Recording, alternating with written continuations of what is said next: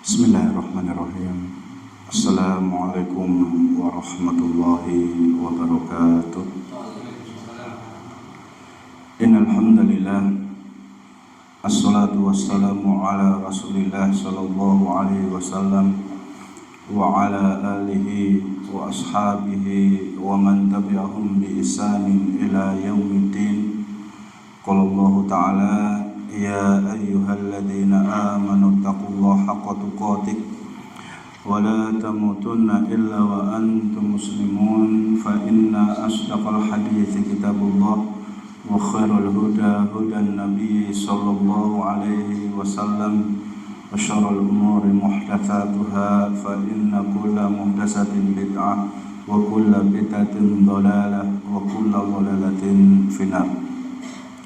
Ma'asyiral muslimin muslimah, jamaah sekalian, bapak-bapak, ibu-ibu yang dimuliakan Allah Subhanahu wa taala. Kembali di hari ini Allah memberikan kesempatan kepada kita semua untuk bisa hadir di majelis ini. Mudah-mudahan majelis ini bisa memberikan manfaat khususnya untuk kita semua dan umumnya untuk masyarakat yang ada di sekitar kita. Amin. Dan mudah-mudahan majelis ini termasuk majelis yang berbarokah, yang dicintai, diridhoi oleh Allah Subhanahu wa taala. Amin ya rabbal alamin. Jamaah yang dimuliakan Allah Subhanahu wa taala, dan insyaallah taala di malam hari ini kita lanjutkan kembali kajian tafsir kita, dan sekarang kita masuk di surat Al-Adiyat. Suratul Adiyat, surat Al-Adiyat Makiyatun. Jadi surat Al-Adiyat itu termasuk surat Makiyah, berarti termasuk surat yang diturunkan sebelum hijrahnya Nabi Shallallahu Alaihi Wasallam dari Mekah ke Madinah. Walaupun sebagian mufassir, ahli tafsir mengatakan ini termasuk surat Madaniyah, tetapi yang lebih kuat adalah surat Makiyah. Wa ayatuha ihda asrota ayatan. Jumlah ayat dari surat Al-Adiyat ini, sebagaimana kita sering baca, kita sering dengarkan, itu ada 11 ayat.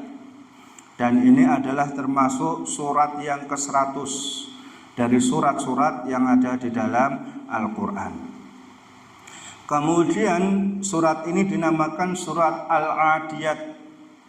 Surat Al-Adiyat yang artinya adalah kuda perang yang berlari kencang. Kuda perang yang berlari kencang. Kita lihat ayat-ayatnya. A'udzubillahi minasyaitonirrajim. Bismillahirrahmanirrahim. Wal adiyati dhabha, demi kuda. Jadi demi kuda perang yang berlari kencang, yang terengah-engah. Fal muriyati qadha, dan demi kuda yang memercikkan bunga api dengan pukulan kuku kakinya, terutama ketika di malam hari. Itu terlihat percikan bunga api ketika kaki kuda, telapak kakinya itu menginjak bebatuan, itu akan keluar percikan api. Fal mughirati subha, dan demi kuda yang menyerang secara tiba-tiba di waktu pagi, karena di waktu pagi itu adalah musuh itu belum siap untuk melakukan perang. Musuh masih dalam kelalaian. Fa'atharna bihi naq'a, yang menerbangkan debu-debu. Kuda lari kencang di tengah padang pasir, itu pasti menerbangkan debu-debu. Fawasadna bihi jam'a, kuda yang menyerbu ke tengah-tengah kumpulan musuh. Jadi ayat 1 sampai ayat 5 ini merupakan sumpah Allah Subhanahu wa taala yang menyebutkan tentang masalah kuda. Ya, tentang masalah kuda.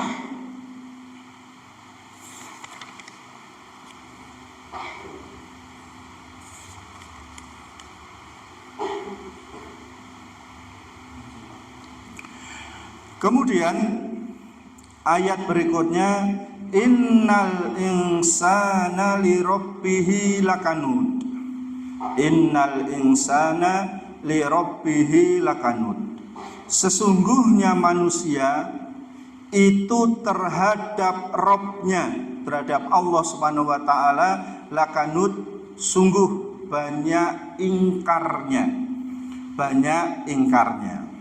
Nah, di ayat 1 sampai ayat 5 tadi Allah Subhanahu wa taala menjelaskan tentang kuda.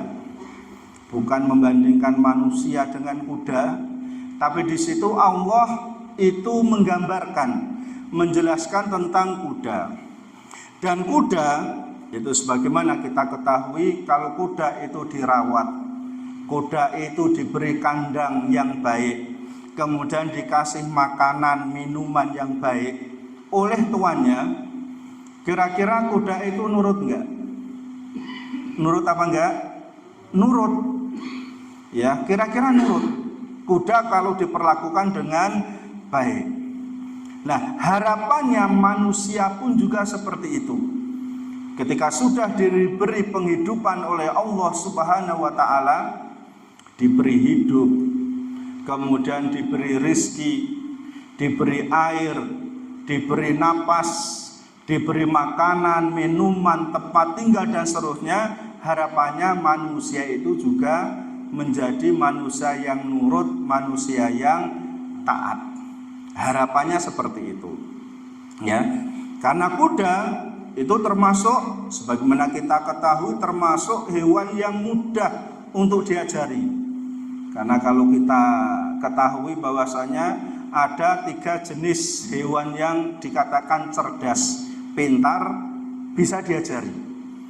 Di antaranya apa? Apa? Anjing.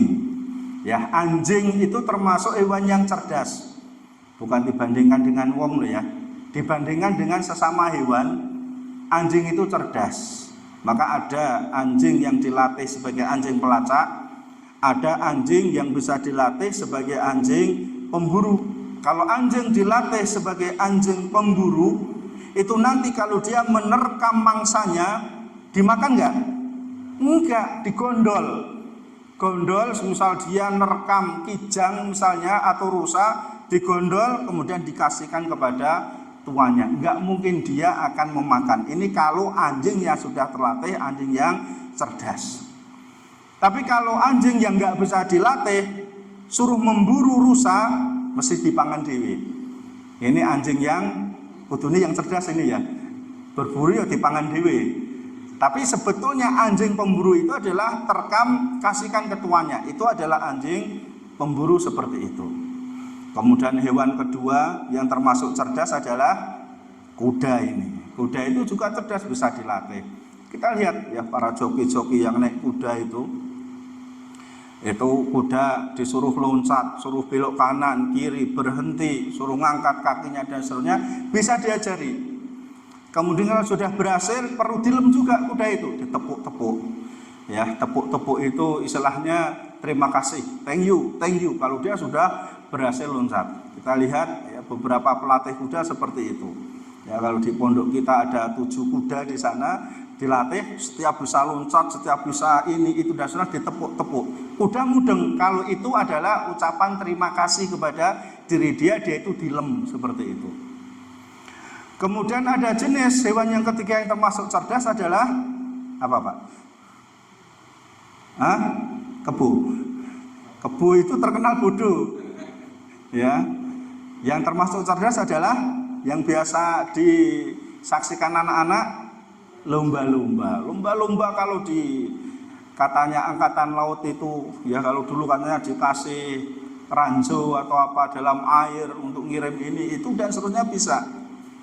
Ya, kemudian kalau kita dulu ngeterke anak kita nonton pertunjukan lomba-lomba, pintar atau pintar? Level ikan itu pintar lomba-lomba. Hitung-hitungan bisa dia. Ya, 3 tambah 6, nanti buntutnya itu kan dinaikkan ke atas. Nutuk sendiri kan? 1, 2, 3, sudah sampai 9, tek, lari dia. Ya, berenang lagi. 9 bisa, nanti ditepui, seneng dia. Nanti semisal 15 tambah 2, ya dia bisa nutuk sampai 17, kemudian setelah itu dia berenang lagi. Nggak akan kurang, nggak akan kebablasan. Lumba-lumba pinter. Tapi kalau kita semisal kasih pertanyaan 18 tambah 3 berapa? 21, orangnya sing keplok-keplok. Biasa menungso seperti itu biasa orang pinter. Ya nek mung 18 tambah 3 selikur iki tidak termasuk pintar. Tapi kalau lumba-lumba bisa seperti termasuk pintar. Ini ada 3, ya termasuk hewan yang cerdas, levelnya hewan dan bisa diajari. Nah di sini Allah Subhanahu wa taala bersumpah dengan kuda tadi. Nah, jadi innal insana, sesungguhnya manusia sungguh sangat ingkar kepada Tuhannya. Sangat ingkar kepada Tuhannya. Dan disebutkan di sini siapa manusia yang sangat ingkar kepada Tuhannya, itu adalah orang-orang kafir. Ya, orang-orang kafir.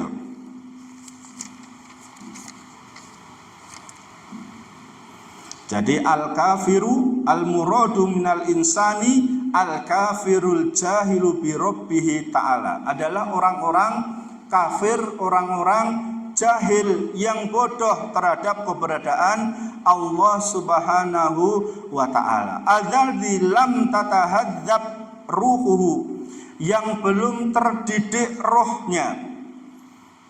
Jadi termasuk manusia yang ingkar tadi adalah pertama orang kafir. Alhamdulillah kita tidak termasuk di situ. Tapi bisa jadi kita termasuk yang kedua, yaitu al-jahilu bi rabbi ta'ala alladzi lam tatahadzab ruhuhu bi ma'rifatillahi, yaitu orang yang tidak paham terhadap Rabb-nya Allah Subhanahu wa taala, yang belum terdidik rohnya untuk makrifat mengenal Allah Subhanahu wa taala wa mahabbihi wa makarihi, untuk mengetahui segala hal yang dicintai oleh Allah taala itu apa saja dan segala hal yang dilarang oleh Allah Subhanahu wa taala apa saja. Ini. Jadi bisa jadi kita termasuk yang kedua ini, orang yang enggak paham perintah Allah, orang yang enggak paham larangan Allah, sehingga kita melakukan yang dilarang oleh Allah dan terkadang kita malah meninggalkan apa yang diperintahkan oleh Allah Subhanahu wa taala. Kemudian juga sebagaimana Imam Al-Hasan Al-Basri mengatakan, huwal kafurul ladzi ya'udul masaiba wa yansa ni'ama rabbih. Jadi orang-orang yang kufur kepada Allah Subhanahu wa taala itu maksudnya adalah orang yang terus menghitung-hitung musibah yang ada pada diri dia. Wa yansa ni'ama rabbih, yang dia itu lupa nikmat Allah kepada diri dia. Jadi sing dihitung-hitung, sing dieling-eling, yang diingat-ingat itu adalah susai rekosone, loro kok ora mari-mari. Padahal lorone gek 3 dino. Ya sehatnya puluhan tahun, tapi yang diomongkan adalah loro ora mari-mari. Wong urip ora tau ndek duit. Padahal orang ndek duit hanya seminggu saja atau pas tanggal tua saja. Tapi ngomongnya apa? Wong ora tau duwe duit. Padahal duit-duitnya itu puluhan tahun. Ya, dia anak ora pinter-pinter. Ayo sekolah lagi saja kok suruh pinter, ya seperti itu. Jadi yang diingat-ingat itu adalah musibah, susah, rekoso. Maka ini adalah orang yang kufur itu seperti ini. Ya, nikmatnya Allah Ta'ala yang banyak diberikan kepada diri dia nggak diingat sama diri dia. Nggih ibu-ibu duwe garo, duwe bojo kaya ngono. Lah kon kaya ngopo?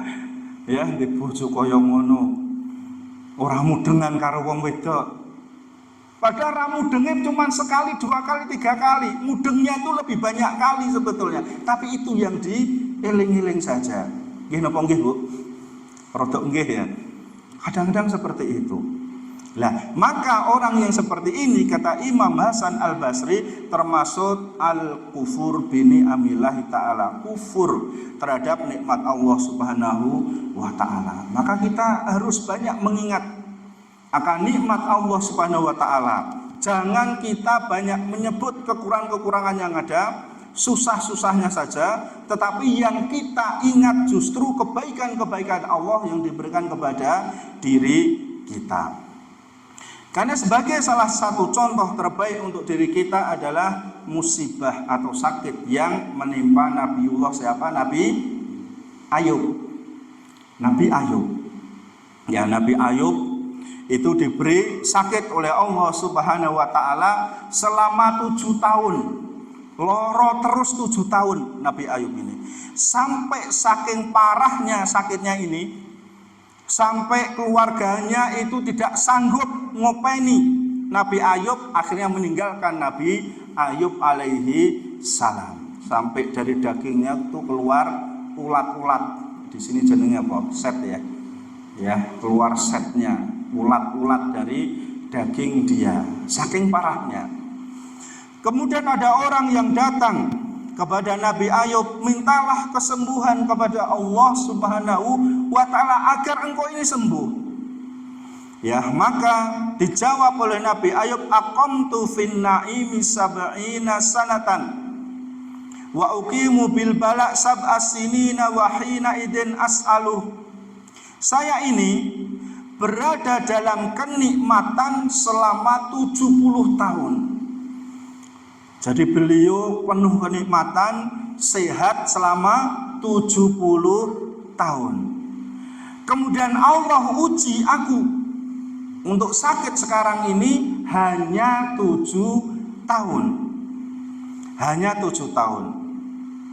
Kemudian apakah aku sekarang harus minta sembuh oleh Allah Subhanahu wa ta'ala? Kemudian apakah saya harus berkeluh kesah kepada Allah Subhanahu wa ta'ala? Apakah saya harus mencaci maki takdir Allah kepada diri saya ini? Maka kata Nabiullah Ayub alaihissalam, anni massaniyadur wa anta arhamur rahimin. Cukup yang saya katakan adalah, ya Allah, sesungguhnya aku sekarang ini ditimpa penyakit, dan engkau itu adalah zat yang maha pengasih lagi maha penyayang. Cukup dengan itu. Jadi tidak meminta ini itu, tidak keluh kesah ini itu dan seterusnya. Padahal sakitnya berapa? 7 tahun. Ya, awake dhewe loro untu setengah jam aja wis kuming-kuming kok. Setengah jam loro untu wis sembarang itu sudah diunek-unekke. Setengah jam. Sopo nek loro untu 7 tahun. Naudzubillahi min dzalik. Ya, maka ini adalah contoh terbaik bagi diri kita. Nah, dia kan nabi, ya benar nabi. Tapi setidaknya kita berusaha.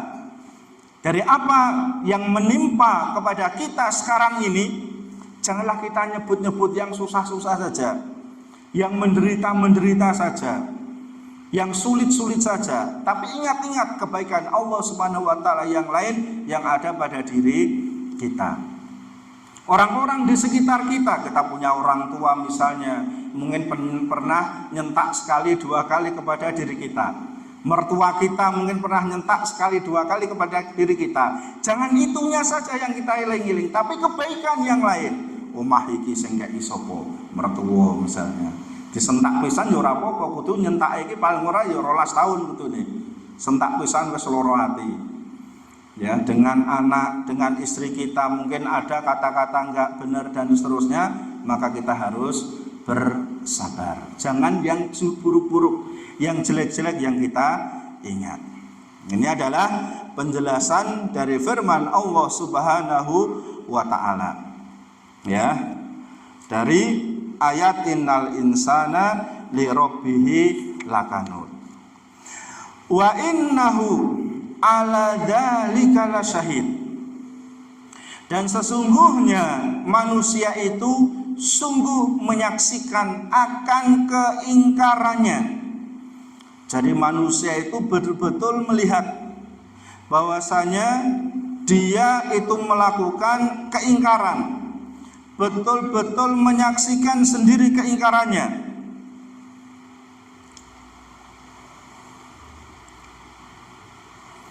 Jadi ini adalah merupakan hal yang harus menjadi perhatian bagi kita semua ini.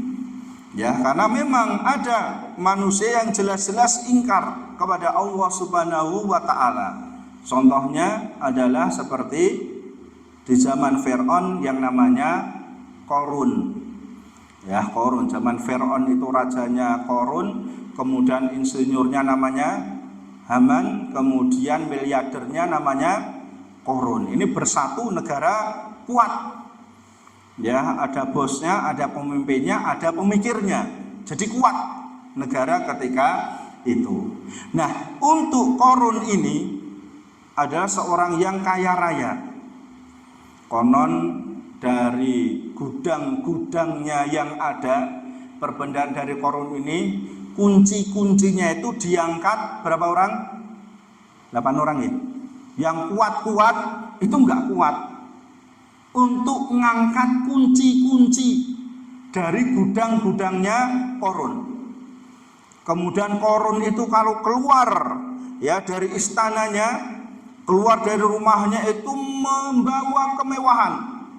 Jadi dengan pakaian yang gemerlap, kemewahan, kereta dengan kemewahan, ditarik sekian puluh kuda yang mahal-mahal, dikawal sekian ratus pengawal depan sama belakang, budak-budak di bawah dan seterusnya. Sehingga orang-orang yang lemah iman mereka mengatakan, sungguh hebat Qarun ini, kapan anak saya bisa menjadi seperti Qarun? Ya, kenapa? Silau dengan kemewahannya, silau dengan gemerlap apa yang ada pada Qarun ini, sehingga orang-orang yang lemah iman pengen bisa seperti Qarun ini. Padahal yang diucapkan oleh Qarun ini diabadikan di dalam Al-Quran, yaitu surat Qasas ayat 78. Qala innama utitu ala ilmin indi. Sesungguhnya hartaku yang banyak ini semata-mata karena ilmu yang ada pada diriku. Jadi harta yang banyak ini karena kehebatanku mencarinya, mengelolanya dan seterusnya. Lupa bahwasanya kayanya dia itu karena Allah Subhanahu wa taala. Jadi kita jangan sampai seperti Qarun. Jadi harta yang ada pada diri kita ini, ingat, itu adalah pemberian dari Allah Subhanahu wa taala. Tapi kan saya bekerja. Kalau saya nggak bekerja, mana bisa saya menjadi kaya? Iya betul. Ya, manusia itu kewajibannya adalah ikhtiar. Manusia itu kewajibannya adalah usaha, kerja. Tapi ingat, apakah semua orang yang kerja mesti kaya? Mesti, Pak? Enggak. Dan orang yang mungkin kerja sekedarnya saja malah dia menjadi orang yang kaya. Ya, jenengan tengok pinggir jalan, ya ada mobil lewat sliver misalnya. Pak, sini sing tanah dijual mana ya? Bapak butuh berapa? 5.000 meter. Pas Pak, di belakang saya dijual. Ayo monggo diantar. Antar, transaksi dapat 2,5%-nya dari 10M misalnya. Bener Pak?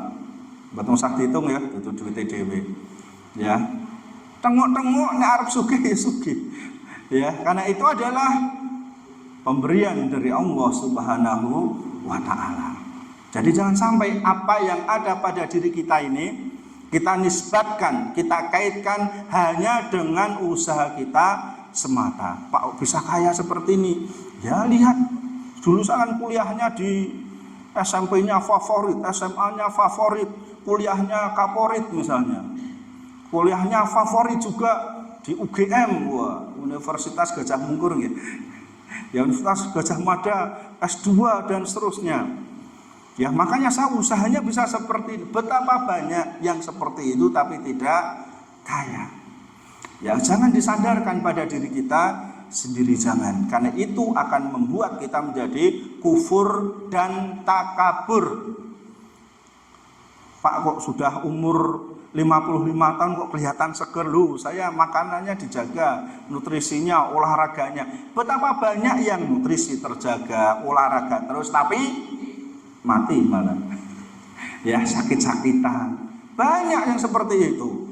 Kalau dengan menjaga seperti itu dia nggak bisa sakit, dokter itu lebih utama, nggak ada yang bisa sakit. Karena dokter paling paham bagaimana menjaga kesehatan dia. Tapi nyatanya sekian dokter juga sakit, bahkan MATI juga, dan mesti mati. Nggak ada yang urip terus, itu nggak ada. Pak kok anaknya pinter-pinter, dididik anak itu, ya didik biar anaknya pinter, pokoknya gini.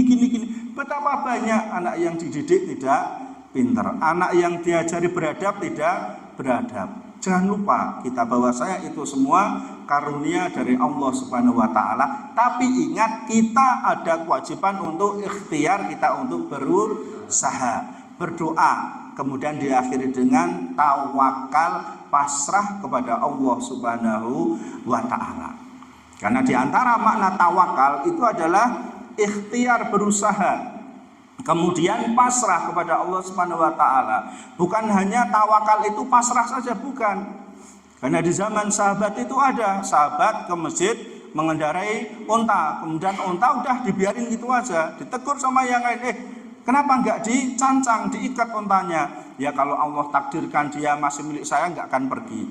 Kalau Allah takdirkan ini bukan milik saya, dia akan pergi. Salah. Ya, tawakal tanpa usaha itu salah. Jenengan parkir di depan toko misalnya, ya motornya nopo Pak, Vario misalnya, 100 widak, parkir di situ, kemudian kuncinya tetap di situ, tinggal tukang parkirnya bilang, Pak itu kuncinya Pak belum diambil, nggak apa-apa, saya tawakal kepada Allah. Kalau rezeki saya nggak akan kemana, bukan rezeki saya diambil orang, nomor sisi saya ngambil so tukang parkir, DKI kok seperti itu. Nah, itu adalah makna tawakal yang salah. Ya, wa innahu ala dzalika lasyahid, dan sungguh manusia itu nanti akan melihat dari apa yang menjadi ikhtiar, usaha pada diri dia, dan dia memang betul-betul akan melihat. Kemudian ketika di dunia pun dia melihat bahwasanya dia itu termasuk ingkar terhadap nikmat Allah atau tidak. Dia itu tahu sebetulnya, ya paham sebetulnya, tapi terkadang manusia itu tidak menyadari tentang ingkarnya kepada Allah Subhanahu wa ta'ala. Kemudian ayat berikutnya, wa innahu lihubbil khairi lasyadid. Nah ini, jadi sesungguhnya manusia itu cintanya terhadap harta itu memang benar-benar benar. Wah, artinya apa ini? Benar-benar sangat cinta kepada hartanya, sangat senang kepada hartanya. Mereka menganggap harta itu adalah segala-galanya, uang itu adalah segala-galanya. Yang bisa membahagiakan diri kita hanya uang, waktu adalah uang. Ya, kalau bahasanya orang sini apa? Time is money. Waktu itu adalah duit. Jadi jangan sampai waktu itu terlewat bagi diri kita. Karena apa? Nanti akan tertinggal sekian duit bagi diri kita.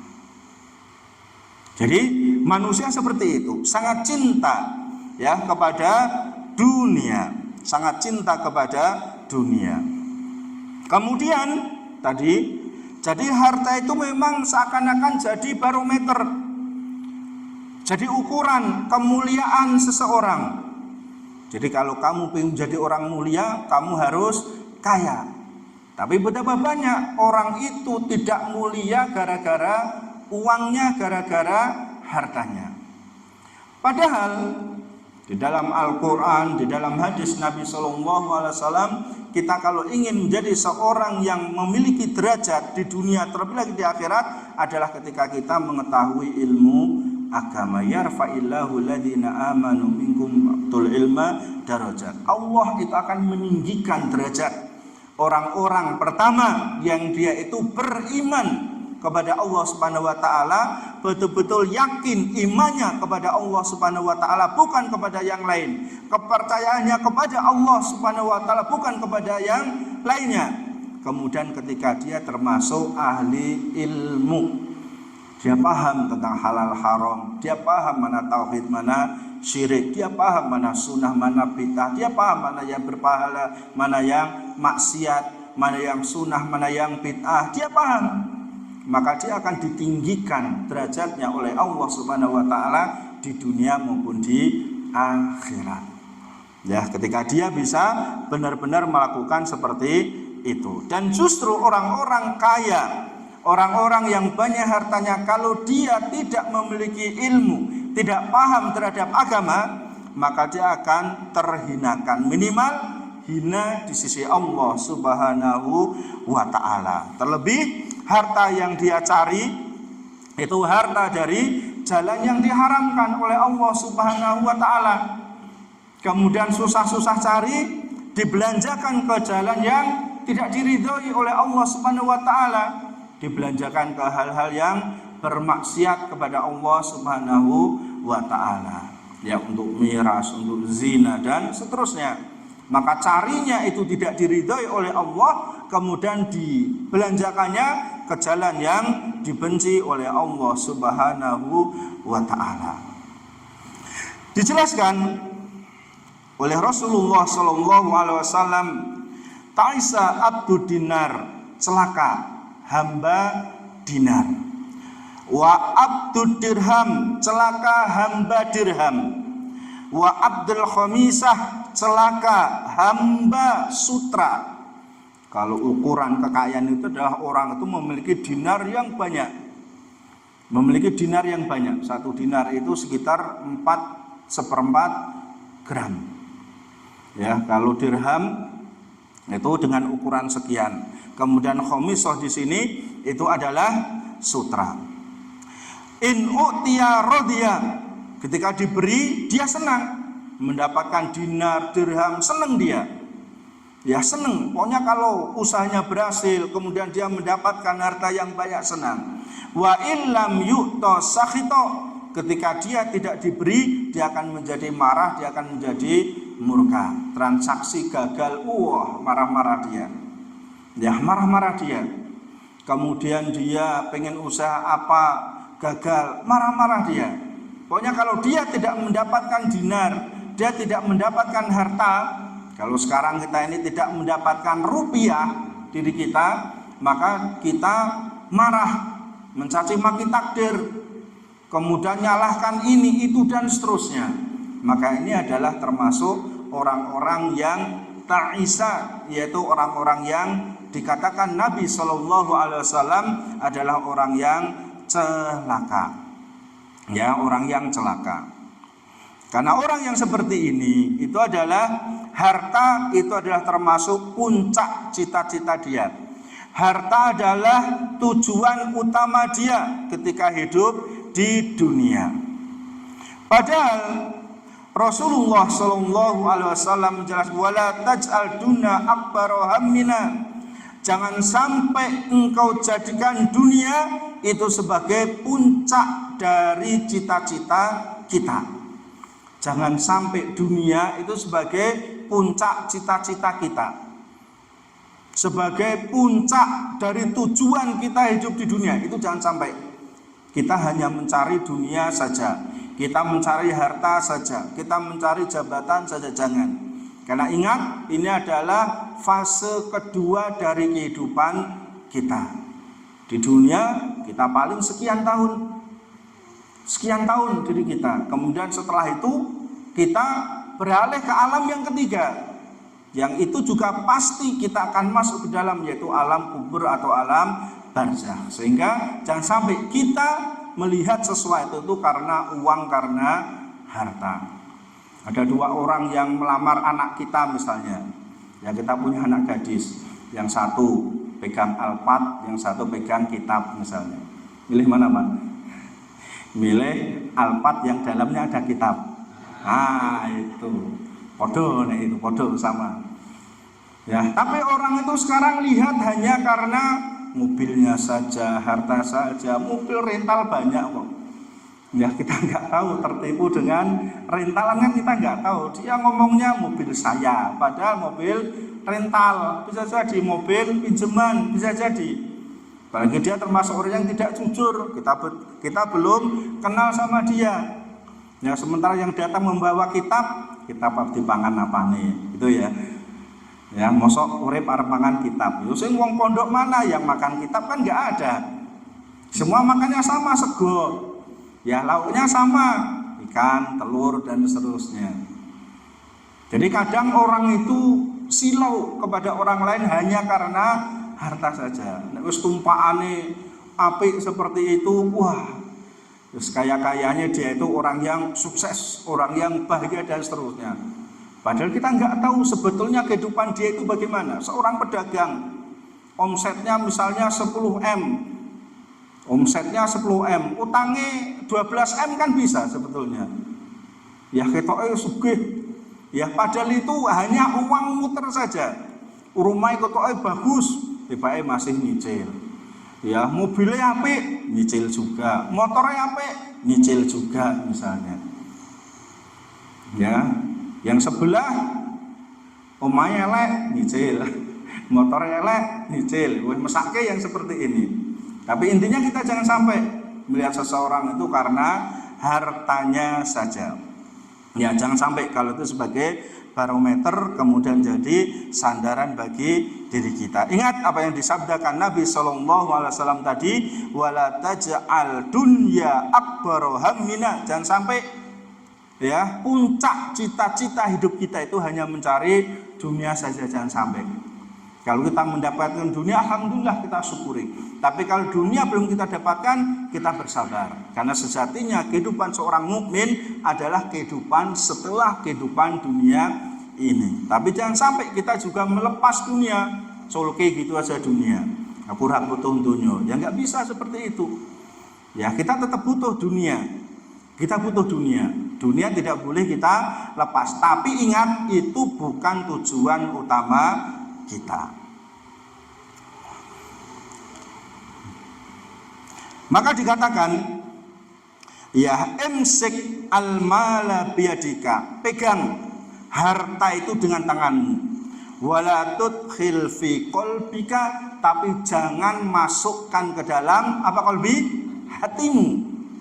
Pegang saja dunia itu, tapi jangan sampai merasuk ke dalam hati kita, jangan sampai. Dan terkadang dengan banyaknya harta yang ada pada diri kita, itu justru membuat kita itu bakhil, membuat kita itu pedit, ya medit, pelit. Jangan sampai. Ingat, jadi tujuan kita hidup di dunia, dunia itu kita gunakan untuk jalan menuju akhirat, bukan akhir. Semuanya itu bermuara pada dunia ini. Ayat berikutnya, afala ya'lamu idza bu'thira ma fil kubur. Maka tidaklah dia mengetahui apabila apa yang di alam kubur itu akan dikeluarkan. Ya, jadi apa yang ada di dalam kubur, manusia dan seterusnya akan dikeluarkan. Kemudian mereka semua akan mempertanggungjawabkan dari apa yang mereka amalkan ketika mereka di dunia di hadapan Allah Subhanahu wa taala. Wa hussila ma fis sudur, dan apa yang tersimpan di dalam dada, ya semua akan ditampakkan. Semua akan dinyatakan oleh Allah Subhanahu wa taala.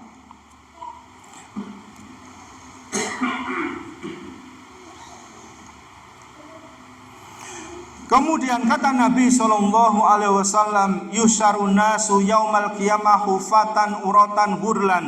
Ketahuilah bahwasanya manusia akan dibangkitkan pada hari kiamat dalam keadaan hufatan, yaitu dalam keadaan tidak memakai alas kaki, uratan, tidak memakai pakaian, hurlan, dalam keadaan tidak dikhitan seperti mereka ketika lahir.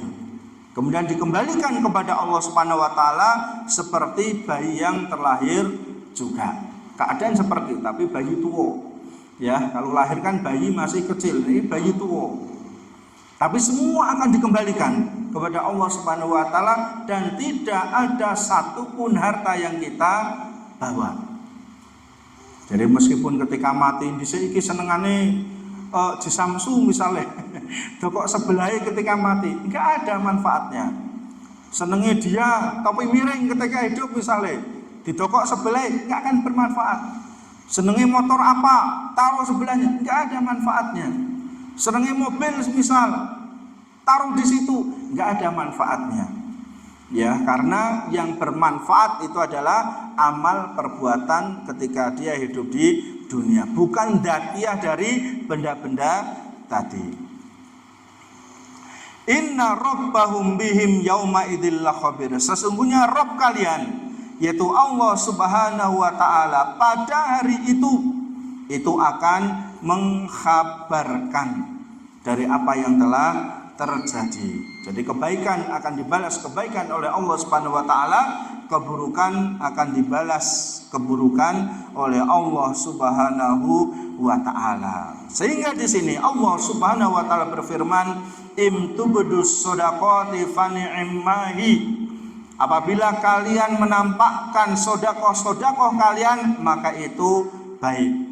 Jadi kita tampakkan sedekah kita, orang lain melihat, tapi kita bisa menjaga hati kita, tidak ingin dipuji, tidak riya, tidak ingin dialem sama yang lain, maka itu baik. Sehingga apa? Orang lain itu akan meniru dari apa yang kita lakukan. Sumbangan jalan, sumbangan masjid, sumbangan orang sakit, untuk bangun ini dan seterusnya, silahkan ditampakkan, tidak ada masalah. Itu baik ketika kita masih menjaga atau bisa menjaga hati kita dari riya, ya, dipuji sama orang lain. Wa in tukhfuha wa tu'tuhal fuqara fa huwa khairul lakum. Tapi apabila kalian bisa menyembunyikan dari infak sedekah tadi, kemudian diberikan kepada orang-orang fakir miskin secara tersembunyi, maka itu lebih baik. Ya, tidak usah ditampakkan kepada yang lain, lebih baik. Ada sumbangan pembangunan musola sini mau ditingkat misalnya, dari Pak siapa nih, Pak ini, berapa sumbangnya? 20.000. Tulis siapa Pak? Hamba Allah saja. Ya, kemudian ketika nyumbang berapa? 2 juta. Tulis siapa? Ya tulis nama saya lah. Ya, nek gede tulis jenengku, nek cilik hamba Allah. Wah, kadang-kadang orang seperti ben kita ikhlas e. Mergone yo isin nyumbang 20.000, sugih nyumbang 20.000. Seperti itu. Tapi kalau bisa disembunyikan semua tadi, maka itu lebih baik.